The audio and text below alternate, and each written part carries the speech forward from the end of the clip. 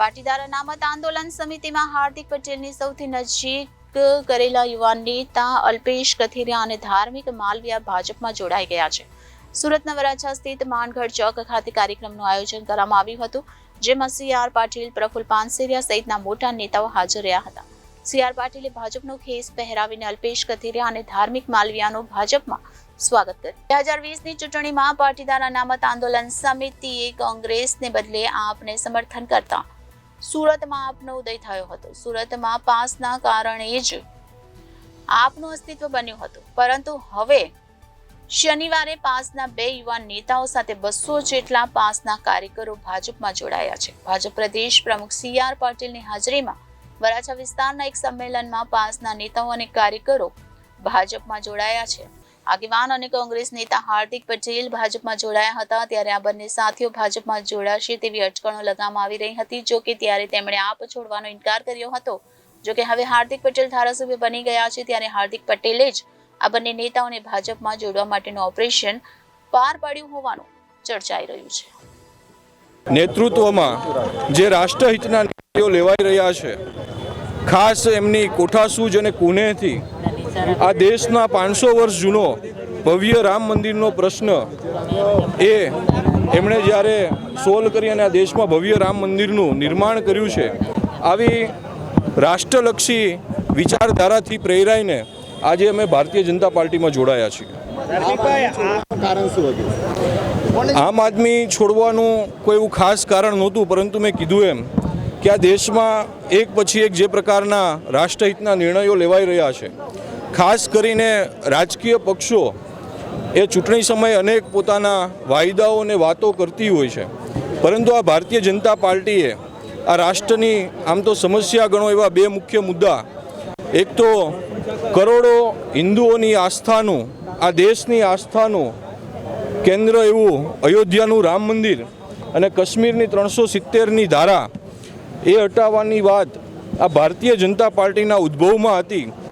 નરેન્દ્રભાઈ મોદીના નેતૃત્વમાં એમની કુનેહ અને સૂઝબૂઝથી જ્યારે પૂર્ણ થઈ છે, તો આ પ્રકારના પાર્ટીના અને પાર્ટીના નેતૃત્વના કાર્યક્ષમતાને કાર્ય કરવાની સૂઝબૂઝથી અને ખાસ રાષ્ટ્રહિતમાં જે નિર્ણયો લેવાઈ રહ્યા છે વાતથી પ્રેરાઈને આજે આમ આદમી પાર્ટી છોડી અને ભારતીય જનતા પાર્ટીમાં જોડાયા છે। 2016થી સતત તમે ભાજપ વિરોધમાં હતા, 2022માં પણ ભાજપમાં વિરોધમાં હતા, આપમાંથી તમે ચૂંટણી લડી હતી, હવે ભાજપમાં આવવાનું મુખ્ય કારણ એવું કહ્યું?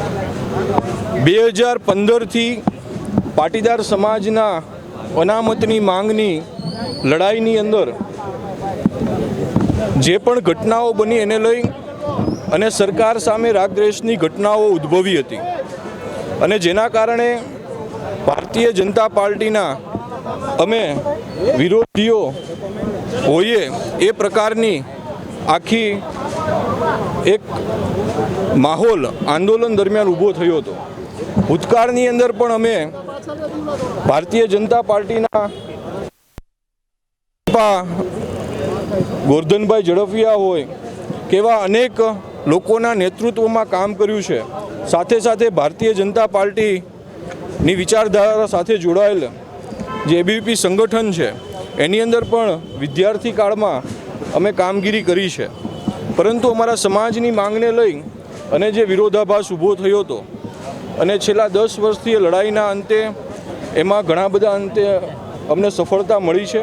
જે પણ થોડા ઘણા પ્રશ્નો અમારા ઉપસ્થિત છે એ પક્ષની સાથે બેસીને એનું ઝડપથી નિરાકરણ આવે એ દિશામાં કાર્યરત બનીશું। આજરોજ અમારો ભારતીય જનતા પાર્ટીમાં જોડાવાનો કાર્યક્રમ હતો। આ સમગ્ર આયોજન એ પાર્ટીનું હતું, એટલે પાર્ટીની અંદર કયા લોકોને ઉપસ્થિત રહેવું, કયા રીતનો પાર્ટીનો પ્રોટોકોલ અને કામગીરી હોય છે એ બાબતે જવાબ પાર્ટી જ આપી શકે। કોઈ નિરાશ લાગતા હશે કુમારભાઈ? અમારા ધ્યાનમાં છે નહીં, કારણ કે આંદોલનની શરૂઆતમાં આપણે બધાએ જોયું છે કે આંદોલનની રેલી દરમિયાન પણ કુમારભાઈને અમે આમંત્રિત કર્યા હતા। ચાલુ રેલીમાં એઓ આવી અને પોતાનો સમર્થન લેટર અમને જાહેર કર્યો હતો। એ સિવાય પણ ઘણી વખત આંદોલન દરમિયાન વિચાર વિમર્શ માટે અમે અવારનવાર ભેગા થયા છીએ, એટલે એવા વિરોધાભાસનો કોઈ પ્રશ્ન છે નહીં। કોઈ હોદ્દાની અપેક્ષા ખરી? કોઈ હોદ્દાની અપેક્ષા છે નહીં. ભારતીય જનતા પાર્ટી આ બધા જાણો છો કે ખૂબ મોટું એ વિશાળ વટવૃક્ષ છે અને રાષ્ટ્રહિતના એટલા જ વિશાળ પ્રશ્નો સાથે એ આગળ વધી રહી છે. જેટલા પણ લોકો એની અંદર આહુતિ આપે એટલું ઓછું છે. એમાંની એક આહુતિ આપવા માટે હું જોડાયો છું. વિશેષ કોઈ જ અપેક્ષા એ પાર્ટી પાસે નથી. સમગ્ર સાથ સહકાર આપતા લોકો, અમારી ટીમ, સામાજિક કાર્યકર્તાઓ, રાજકીય કાર્યકર્તાઓ, સોસાયટીના પ્રમુખશ્રીઓ અને NGO અને સંગઠનના કાર્યકર્તા અને ઘણા બધા અમારા વકીલ મિત્રો આજ સાથે જોડાયા છીએ અને ભારતીય જનતા પાર્ટીમાં જોડાય અને આવનારા દિવસોમાં સમાજહિત અને રાષ્ટ્રહિતના કાર્ય કરીશું. અલ્પેશભાઈ, કુમારભાઈ કાનાણી વિધાનસભાના અહીંયાના છે, શા માટે પાર્ટી સ્તરનો કાર્યક્રમ છે. પાર્ટીએ જે લોકોને હાજર રહેવાનું હશે તમામ લોકોને સૂચના આપી છે. હાલ ચૂંટણીનો માહોલ છે. ઘણા પણ કુમારભાઈને પણ બીજા બધા ઘણા પણ લોકો આજે પાર્ટીના કાર્યક્રમને પ્રવાસમાં બહાર હોય આવી શક્યા નથી. ક્યાંક ને ક્યાંક કુમારભાઈને તમારા પ્રત્યે નારાજગી છે એવી વાતો ચર્ચા ચાલી રહી છે. પાર્ટીમાં કોઈ નારાજગીનો પ્રશ્ન નથી. પાર્ટીની જે બાબત છે પાર્ટીના સંકલનથી થતી હોય છે. ચૂંટણીના સમયમાં દરેક લોકો અલગ અલગ વિસ્તારમાં હોય, એક મંચ ઉપર આજ ઘણા બધા લોકો આવી શક્યા નથી. હાલ પાર્ટી લોકસભાના કાર્યમાં વ્યસ્ત છે. પાર્ટીને જ્યાં પણ કાર્યકર્તા તરીકે જરૂર હશે ત્યાં અમે કાર્યકર્તા તરીકે અમારી ફરજ બજાવીશું અને પાર્ટી આવનારા દિવસોમાં કોઈ જવાબદારી સોંપી છે તો જવાબદારીનું પણ સનિષ્ઠાથી વહન કરીશું. અલ્પેશભાઈ, એવું તો શું પરિવર્તન થયું કે એક સમયે તમે ભાજપની સામે હતા, હવે ભાજપની સાથે છો? સમય, સંજોગ અને પરિસ્થિતિઓમાં ઘણા નિર્ણયો લેવાતા હોય છે.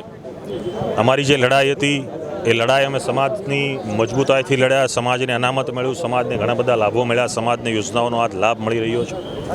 ત્યારે આવનારા દિવસોમાં સમાજના જે બાકી પ્રશ્ન છે અથવા કોઈ નવા ઊભા થનારા પ્રશ્ન છે એ સત્તાકીય રીતે રહી અને સત્તાના સ્થાન ઉપર જે પણ લોકો સેવા બજાવે છે એમના લાભથી ચોક્કસ સમાજને બમણો લાભ અપાવી શકીએ.